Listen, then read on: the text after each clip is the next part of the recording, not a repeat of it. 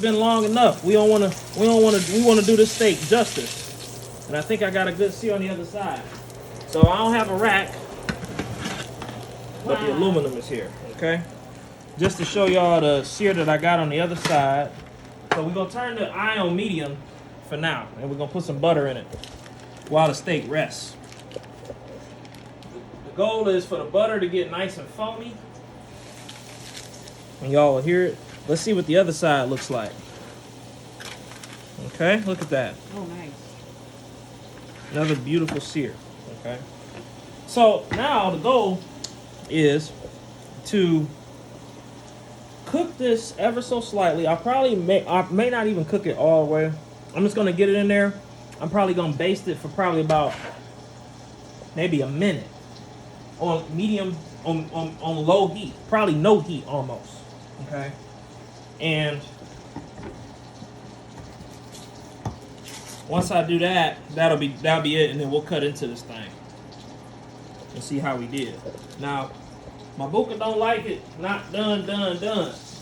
She take a little pink, but not a lot of pink. But the problem is with this steak is you gotta eat it like that, and I don't want y'all to think that is raw or anything. It's not that it's raw.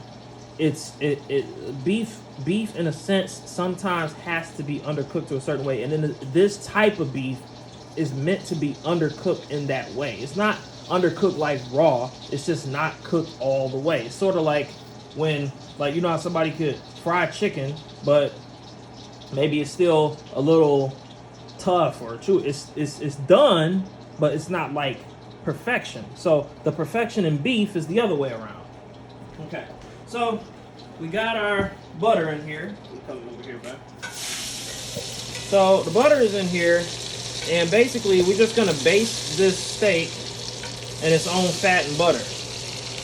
I know that sounds very fattening, but you gotta understand, this is probably one of the fattiest steaks you'll ever eat. This is the stuff that causes heart attacks, okay? So, hey, you gotta indulge sometimes, YOLO. Alright, the steak is rested for a while, and now we're gonna put it back in. Okay. My wife don't like me to hold stuff that she thinks is hot. But believe me, y'all, it wasn't hot to me. Alright. So now we're gonna baste this thing. Not really trying to cook it, but just trying to get flavor. Okay? So you just baste it.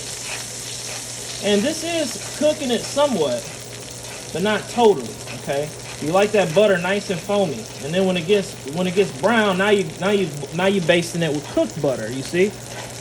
So this is just gonna enhance the overall flavor of the Wagyu, and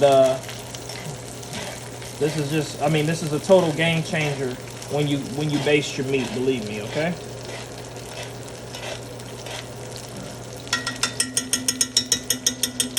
All right, we're gonna cut into that, y'all.